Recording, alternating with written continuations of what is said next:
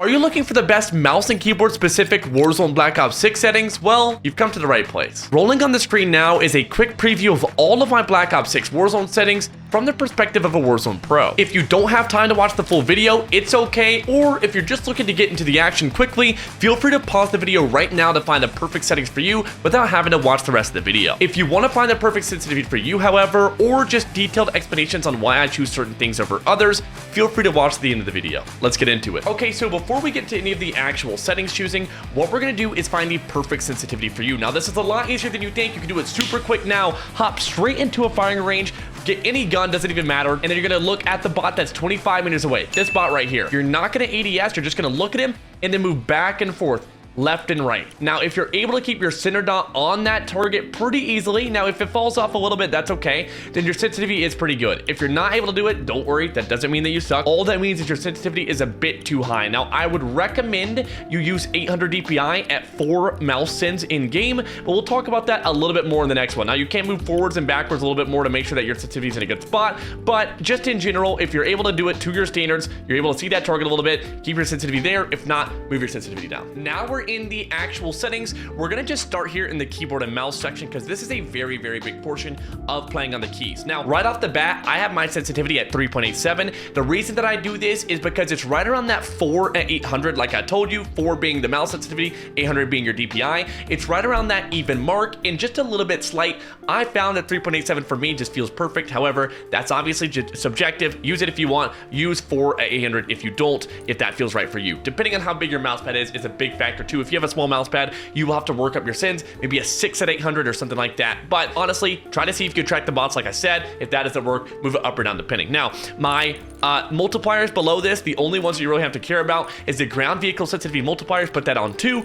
Same for your air vehicle sensitivity multiplier. Now, for the next section, this is very big. Your ADS sensitivity multiplier is basically when you aim down your sights, it slows your optic just a little bit based off of this multiplier. So it slows mine down 85% since I have it on 0.85. I really recommend they use 0.85 or 0.9. Do not leave this on 1 unless you know exactly what you're doing. Now, 0.85 has been perfect for me. I also keep my ADS sense multiplier focus on 0.85. This is a little bit more obscure. If you're a sniper or you like to snipe a lot, while you're focusing your sniper shot, it does another ADS sense multiplier on top of your pre-existing ADS sensitivity multiplier. So 0.85 on top of 0.85, it comes down to around 0.72. You can leave this on 1 if you want to. That sounds a little bit nerdy, but low conversion on foot, put that on standard. Simplified controls preset, leave that on off. Low motor strain preset on off. Mouse event settings. Let's go to keybinds. Today's video is sponsored by Corsair. If you're ready to level up your setup, the Corsair K70 Pro TKL keyboard is the one to beat. This thing is packed with features that give you the ultimate edge. First up, it's got the customizable rapid trigger, which lets you control the actuation point. That means faster reactions and more control, just how you want it. And with the 10 keyless form factor, you get that compact, streamlined design without sacrificing any functionality. The pre-lubed MGX V2 switches are so smooth, you'll notice the difference instantly. Corsair's really stepped it up here with the buttery smooth keystrokes that feel just right for both gaming and typing. And let's talk speed. With 8000 Hz Axon hyperpulling, you're getting some lightning fast response times, way beyond what standard keyboards offer. So if you're serious about your setup, hit the Corsair link in the description to get your hands on the K70 Pro TKL. Trust me, this is next level. Back to the video. To preface this section, I do want to say this section, as well as the last one, being the mouse one, is completely subjective. Now, this is all based on opinion. Some things feel better for me because I have big hands. Some things may feel better for you, even if you do have big hands. Doesn't matter. Use this section as an example and don't make it a must. Like, hey, I have to switch to its settings. Just use it. You know, maybe you just realized that you could use one key over another, something like that. So you'll know if I change something if it has the orange dot. Anything that doesn't have an orange dot is a default bind, and that means I'm using a default bind. So you'll see WSAD, all that is just default. Auto move forward is a big thing. A lot of people don't know on mouse and keyboard, you actually have a key that lets you automatically run forward without you clicking your keyboard, that being H. Sometimes I'll use it while I'm stretching my hands or something like that, but it's a great key to click, you know, if you want to go P, go AFK, something like that. I don't recommend that, but you can. Jump stand mantle, that's space, that's default. Prone dive, default on left control. However, sometimes people use Z for that, but I prefer using Z for other things. Change stance slide dive, you will not need this bound, that'll just trip you up. Crouch and slide, I use that on C. This is good on C or left control. Some people use this on Z. I don't see it happen a lot though. Sprint tactical focus, or sprint tactical sprint and focus, that's on shift. Very easy key to press for that. Won't have to worry about moving advanced keybinds. And again, fire weapon, all that is regular. Reload is on R. My next weapon is 2. This is very important. A lot of people use their scroll wheel to change their guns, but this is actually not that good to do. You'll find yourself taking out the wrong gun sometimes. 2 is a very easy key to switch between each gun. You'll see that I actually don't have previous weapon bound, and I only use next weapon. So if I want to pull out my next gun, I click 2. If I want to pull out my previous gun, I click 2. Since there's only 2 guns, no matter what you hit, you'll pull out the other gun, so 2 is great for that. That's the only button that I use. I have the other stuff unbound. My weapon mount is Z. This is default bound to T. Z is a key that I don't use, so I set it to that. This isn't something that you're going to be using all the time, so it can really be any key. Doesn't really matter. My fire mode is B. This is another key that you won't use too often. You'll be switching between single, burst, and auto for this one, so I use B. That's a default bind. And then melee finishing move, body shield. This is V. This is going to be really big in Black Ops 6 Warzone because body shield just got added, and I cannot wait for the content that is made using the body shield. So that's gonna be fire. Lethal equipment, I use middle mouse button. Some people have told me that their mouse doesn't have a middle mouse button. I have never seen a mouse that doesn't have a middle mouse button. No lie. I use middle mouse button for that. The default bind you could even use. It really comes down to preference. It's really easy for me to like throw a thermite while also moving my mouse at the same time by just clicking that button. So really easy. My tactical equipment is a default bind on Q. Feels really good. Field upgrade, default bind on X. Armor plate and drop item is on 4. This is very, very, very nice. The default bind for this is G, which is a very weird key to armor plate with. You're having to play twister on your keyboard in order to armor plate. Try 4 or another number if you have smaller hands. 4 is a great button to armor plate with. Interact, I use E. Normally people either use E or F. The default bind is F. However, I use that for pinging, which we'll see in a second. I use that for E for my interact. So that is really easy to click for me. However, it really doesn't matter. Either way, it'll be good. Scoreboard, I use tab. Map, I have caps lock unbound. That's the default bind. And then instead I've bound M. You do not need caps lock as your map unless you're using that. If you use M, but you don't use caps lock for map, unbind it because you don't want to accidentally click caps lock mid-fight, bring up your map, and die because of it. Ping, I use for F. This is a great key to use if you're not using F already. Some people use F for interact. Maybe you have E as a free key to use. While I'm shooting people, it's very easy for me to click F, so that's why my ping is F. I'm able to shoot and ping at the same time with F. The rest of the stuff doesn't really matter. However, push to talk, make that whatever key you want to push to talk with. I use mouse for. The movement category got that much more interesting here in Black Ops 6, so let's read about some of these intelligent movement settings that they've added. You'll see these first 4 in this category. They've just added these, and these are very, very important settings. Even though I don't use all of them, these may be worth it for you to use because, again, all of your settings are completely subjective. It's up to opinion. This may benefit you more than it benefits me. So sprint assist, while it's off, it says sprint is activated manually using the sprint key. So when you click shift, which is my bind for it, I will sprint.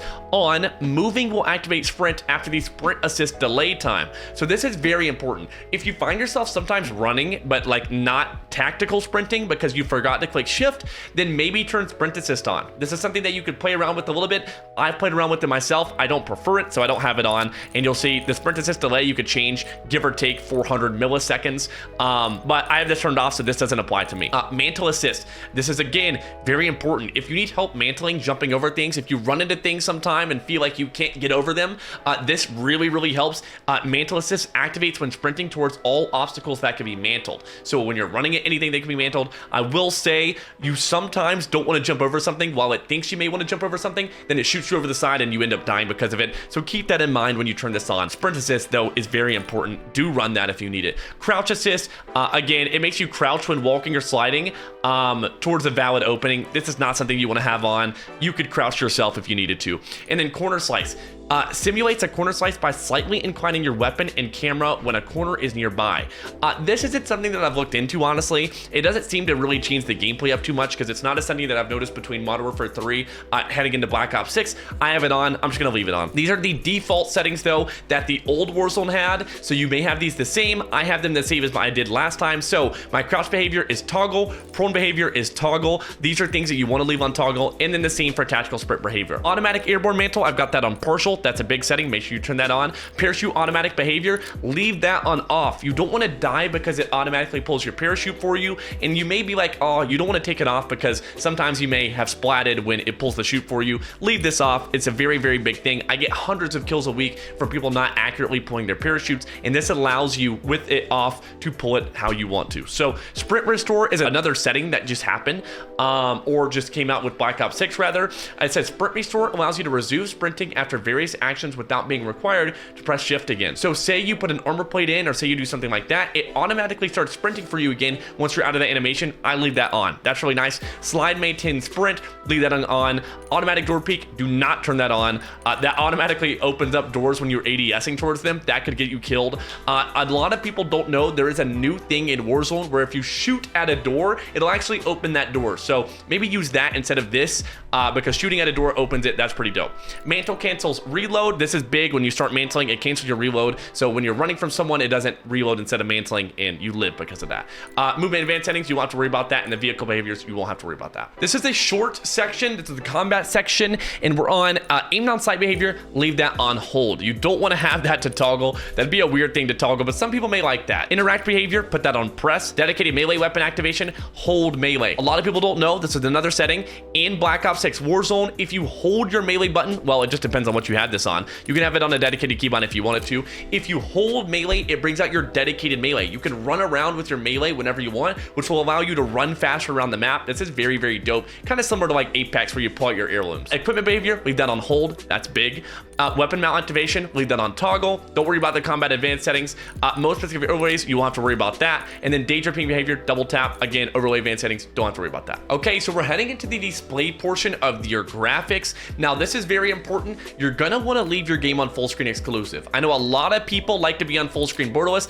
I myself like to be on full screen borderless. It's very nice being able to tab out so easily, but for maximizing your frames, you're gonna wanna leave this on full screen exclusive unless you have a 3090 or a 4090 and can validate using full screen borderless. So display monitor, that'll just be your monitor. Display adapter is your graphics card. Your screen refresh rate should be whatever your max refresh rate is for your monitor. Say you have a 240 hertz monitor like I do, and it doesn't say 240 here, you're gonna wanna make sure click this and then click the most. My auto is the most, fortunately, but some people have 60 hertz monitors and then they don't use them, or they have a 240 hertz monitors and use them in 60 hertz and don't even realize. So make sure that you're using 240 or whatever the max is for your monitor. Maybe it's 144. Display resolution should be 1920 by 1080p or 2560 by 1440, depending on what type of monitor you have. Maybe you're even 4K. In that case, you'll know which display resolution that you'll need. And then the rest of this, you really don't have to change, except for NVIDIA Reflex Low Latency. Leave that on plus boost. For your eco mode preset, this is just default, custom, off, unlimited here for custom frame rates. Always leave that on unlimited. And then running through optimal, off, 10 minutes, 0 for your focus mode. That's important. Make sure you leave that on 0, and then off for your HDR. For quality, now this is very important. If your render resolution is not 100, make sure to leave that on 100. No matter what your resolution is, mine is 1440, it'll still be 100. If you're 1080p, that'll still be 100. If you're in 4K, that's still 100.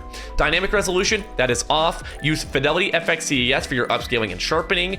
Your frame generation, leave that off. VRAM scale target, this is a big one. I put mine on 70, but move this up or down. If your game feels very finicky or framey or skippy, this is the setting that you need to look at. Either you turn that up or down depending. Don't change anything else. Change this one first. If that doesn't fix anything, then go through changing other stuff. This is a very easy thing that can make your game feel really good or really bad depending on where you put it. 70 feels good for me. Try 70. Variable rate shading is on off. For your details and textures, we're gonna run through this. Now, this is not something that you really need to have on. So texture resolution, I have mine on high. You can get away using very low or normal depending on how good your PC or console is. Obviously, you don't have to use high. That's just what I'm using. For your texture filter and isotropic, I have mine on ultra. Again, leave that on low or normal if you need to. Depth of field is off. Detail quality is on low. Particle resolution is on normal. That can also go down if you needed to go down. Bullet impacts and persistent effects, I leave those both on because they're just really nice. They make you feel immersed. However, not things that you need on. You could turn those off if you have a lower end PC or if you just need to save some extra frames somewhere. For on-demand texture streaming, that is optimized. Local texture streaming quality, put that on low. Then heading to every other setting, put that on low, off, or near. everything. Everything else is going low, off, or near. You're saving all the FPS you can on these. And then for water quality, leave that on wave wetness. That looks the best. This quality, or this view section is very, very big. So we're heading into view now. Motion reduction preset, leave that on off. And then FOV, put that on 120. If you don't know what FOV is, you can see over here on this little image, the more, or the less rather, FOV that you have, the more that you could see kind of zoomed in, but the less that you see in that little square. So you could see things that are really far away, they look very close, but you get a less of a view on your monitor. The more you turn your FOV up, you're able to see more. However, the things that are in the distance look further away. If it's on 80 right now, putting it to 100, 110, 120 will feel very, very, very good, but it will make it seem like your enemies are further away from you than you're used to. So what I would recommend if you're on 80 or you're not on 120 right now, put your FOV on 110, and then every game that you play, move it up 1. So say you play a game and it's a really nice game, you know, you get a dub, whatever, move it up 1. Then the next one, move it up 1. And then you'll eventually get to the point where you can get on 120, which is where you can maximize what you're seeing and also maximize just everything else around you. It's great being on FOV 120. ADS field of view, leave that unaffected. Basically, the difference between independent and affected here, those are the two options. Independent is the default, but it is not what you want to use. It basically changes your FOV when you aim down your sights to allow you to see your target easier. But in close range scenarios, especially on mouse and keyboard, where already, you know, mouse and keyboard is lacking compared to controller, this is not a setting you want to have on. You want to have affected on. Weapon field of view, leave that on wide. You can see the most of your screen. Third person field of view, that's on 90. Vehicle field of view, that's on wide. Motion blur for both of these, turn those on off. You never want motion blur in any game that you play. If you had that on, you're like, oh shit, I had it on, make sure you turn that off. First person camera movement and third person camera movement, put those both on at least 50%. That's really big. Third person ADS transition, put that on third person ADS, and then inverted flashbang, I have that on off. It's a new setting to where if you turn that on and you get flashbanged, it'll make your screen black instead of white, so maybe you enjoy that more. You can turn that on if you want to. For the next section's chat, this is the audio section. This is completely based around what type of setup you have, what type of headset you have, what type of peripherals you have plugged into your build, you know, the environment around you, if you have open or closed headset. Again, this is completely based off of your stuff. I'm just going to show you quickly what I use. However, I don't recommend you just take completely what I'm using because I'm on a dual PC setup. My master gain volume is actually based off of what my Go XLR sound is and not based off of what this is. So do not take that. I would just leave that on what you think it should be on. Gameplay music volume should be on 0. I leave dialogue volume on 50, effects volume on 100, and cinematic music volume on 0. But your master gain volume should be dependent on what your system likes. If you turn it to 38 and it's too quiet, turn it up. For my speakers and headphones game sound device, I'm using the Art Tune. For my speaker output, I'm on Windows default. Off for the next setting, and then all of this is just default. Heading into interface here, this is very, very nice. Your telemetry is what you're going to want to look on. So telemetry here is on custom. Turn on FPS counter, server latency, and packet loss. The other ones, maybe you're really nerdy techie, turn on the rest of them if you want to. These are the main 3 that you need, and sometimes it's nice to have your clock on. I leave mine on so I know what time it is. It's actually currently 11:59 when I'm filming this. Readability, I don't think you need to change anything in here. For your gameplay HUD though, this is very important. You're going to want to go down to crosshair, show that, and then you're going to want to go to the crosshair, and I actually don't have this on the setting that it needs to be. Put that on static. Static is very big. It leaves your crosshair in the same spot no matter what. Very, very, very big. This is a setting that I used in the previous Warzone, but I'm having to switch to now, so it won't change the settings, or it won't keep your settings from the last one. You really need to make sure that you change this one. Thank you a ton for making it to the end of the video. If you do have any questions left, feel free to ask them down below, and I'll make sure to get to it. Until then, go get yourself some action in the Warzone.